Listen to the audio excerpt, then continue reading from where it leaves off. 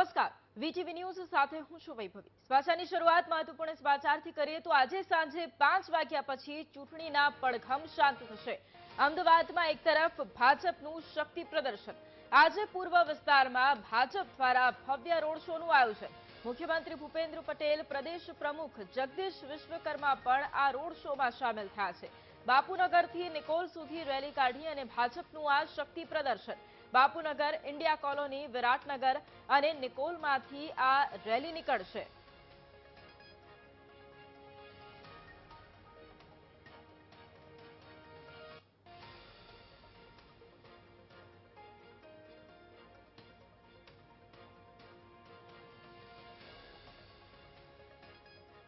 તો બાપુનગરથી નિકોલ સુધી ભાજપનો આ ભવ્ય રોડ શો, આ શક્તિ પ્રદર્શન અને આ રોડ શોમાં સીએમ ભૂપેન્દ્ર પટેલ અને પ્રદેશ અધ્યક્ષ જગદીશ વિશ્વકર્મા પણ સામેલ થયા છે। આજે સાંજે 5 વાગ્યા બાદ ચૂંટણીના પ્રચાર પડઘમ શાંત પડવાના છે। 26 તારીખે આ તમામ જે ઉમેદવારો છે તેમનું ભાવિ ઈવીએમમાં કેદ થવાનું છે, પરંતુ આજે જ્યારે ચૂંટણી પ્રચારનો અંતિમ દિવસ છે ત્યારે તમામ પક્ષો સાંજે 5 કલાકે પ્રચાર શાંત થવાના છે। ભાજપ એડી ચૂંટણીનું જોર લગાવી રહ્યું છે અને અમદાવાદમાં રાજ્યના મુખ્યમંત્રી ભૂપેન્દ્ર પટેલ અને જગદીશ વિશ્વકર્મા અહીંયા જન સમર્થન મેળવવા માટે રેલી યોજી રહ્યા છે। તમે જે રીતના દ્રશ્યો જોઈ રહ્યા છો, રાજ્યના મુખ્યમંત્રી ભૂપેન્દ્ર પટેલ અને જગદીશ વિશ્વકર્મા બાપુનગર અને વિરાટનગર, નિકોલ વિસ્તારમાં જન સમર્થન મેળવી રહ્યા છે।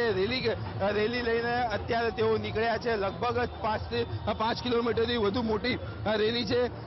ભાજપ પ્રદેશ પ્રમુખ જગદીશ વિશ્વકર્મા આપણી સાથે છે, તેમની સાથે ખાસ વાતચીત કરીશું। રાજ્યના મુખ્યમંત્રી સાથે પહેલા આપણે ખાસ વાતચીત કરીશું। સાહેબ, સાંજે 5 વાગે પ્રચાર પડઘમ શાંત થવાના છે, એ પહેલા ભાજપનું શક્તિ પ્રદર્શન અને તમે રેલીમાં જોડાયા છો।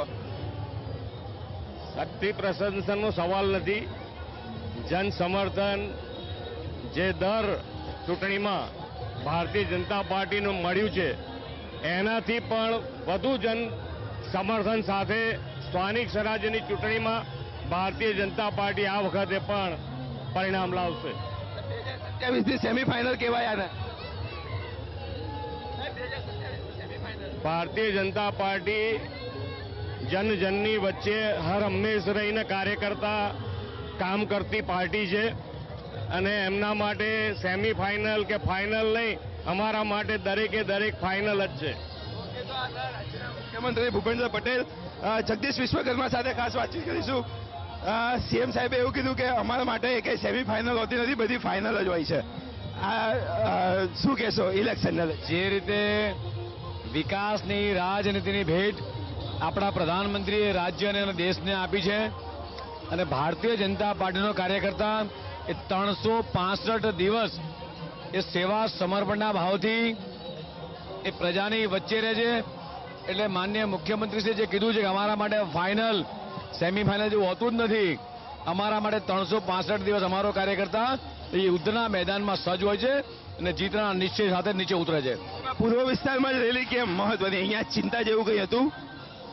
સમગ્ર રાજ્યની અંદર માનનીય મુખ્યમંત્રી કાલે સુરતમાં હતા, હું પોતે કાલે વડોદરામાં હતો, રાજ્યની નાયબ મુખ્યમંત્રી રાજકોટ ખાતે હતા। અલગ અલગ વિસ્તારમાં બધી જ જગ્યાએ આજે બાઇક રેલી, રોડ શોની માંડી તમામ વસ્તુ ગોઠવાયેલી છે।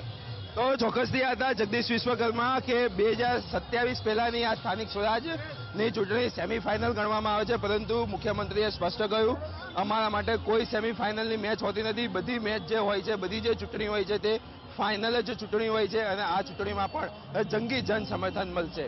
કેમેરામેન પ્રવીણ વાઘેલા સાથે પાર્થ જાની, વીટીવી ન્યૂઝ, અમદાવાદ।